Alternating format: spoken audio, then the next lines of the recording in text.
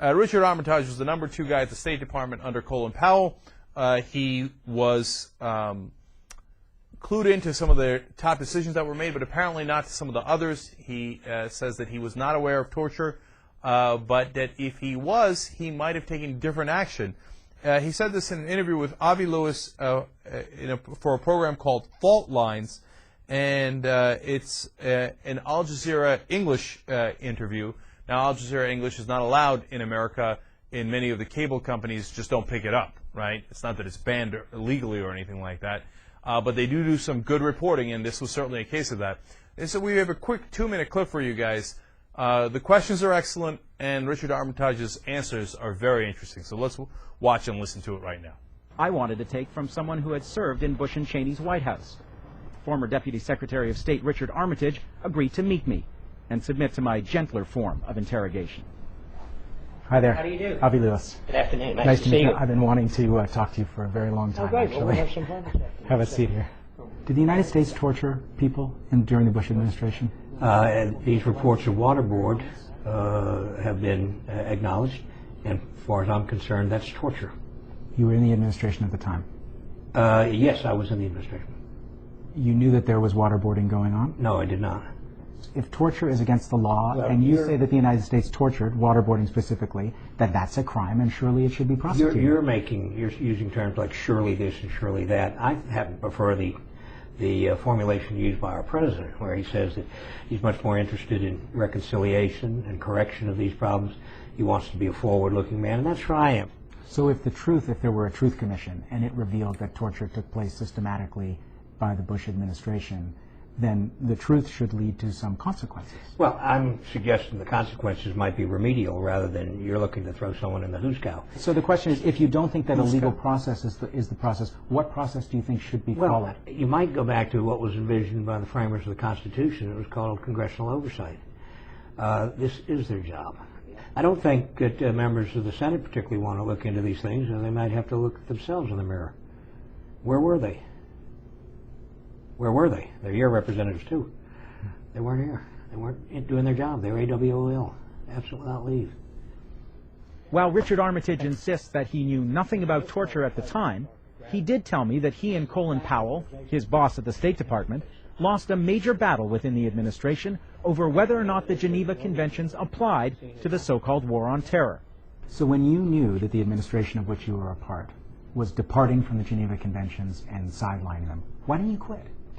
In hindsight, maybe I should have, but you won in those positions. You see how many more battles will you have. You maybe fool yourself. You say, well, how much worse would X, Y, or Z be if I weren't here? You know, I want to be clear on this. Richard Armitage was one of the good guys. And I don't mean that he was a saint or that he got everything right or that his positions were all correct by any stretch of the imagination. And he did stay, and you can see that he feels conflicted about that, and he says, maybe I fooled myself, maybe I should have left anyway. But there is validity to his argument that, hey, look, if the Powells and the Armitages and the Wilkersons, the same people in the Bush administration, retreated and all left, then Dick Cheney would have been the only one left behind to run the place, and that situation could have been worse. So I don't want to get on Armitage too much because he did fight against those decisions, getting rid of the Geneva Conventions, and he says he didn't know about the waterboarding and hence the torture. But I do want to get at some of his arguments, though. Here's the arguments I don't buy. Let's be forward-looking. I want criminal defendants in America to try that defense in court. Hey, look, I know I robbed the place, right?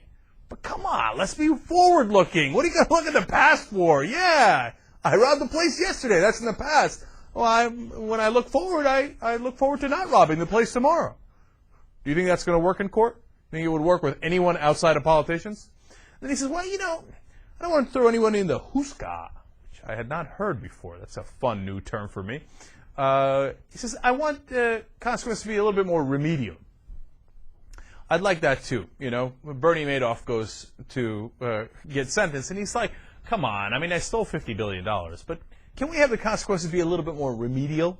You know, just, you know, give me a little fine or something, or say, well, we've reconciled ourselves to the fact that you've robbed us of $50 billion. We had reconciliation, so you're free to go.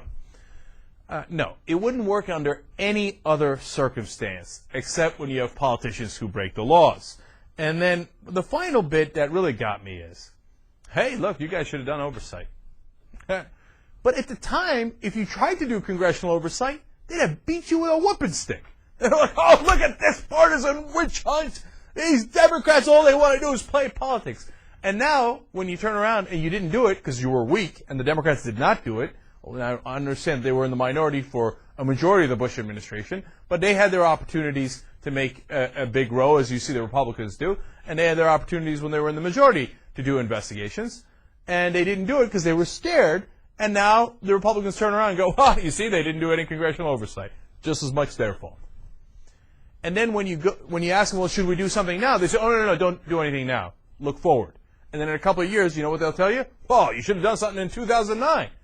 And when Obama first came into power, why didn't he do the investigation? He said he was going to do transparency. Well, if he didn't do it, that's it. It's your fault. You should have done the congressional oversight, and the new administration should have made sure that the old administration didn't do anything wrong. Well, now that you didn't do it, clean it up. Let's look forward. Look forward, my ass. Okay? That's a convenient excuse to cover up what were real crimes. Torture is a crime in the United States of America. All right, now I'm not saying, like I said, I'm not saying that Armitage did it. He says he was not aware of it, and he fought against lifting the Geneva Conventions. But his excuses to protect those guys don't convince me at all, obviously.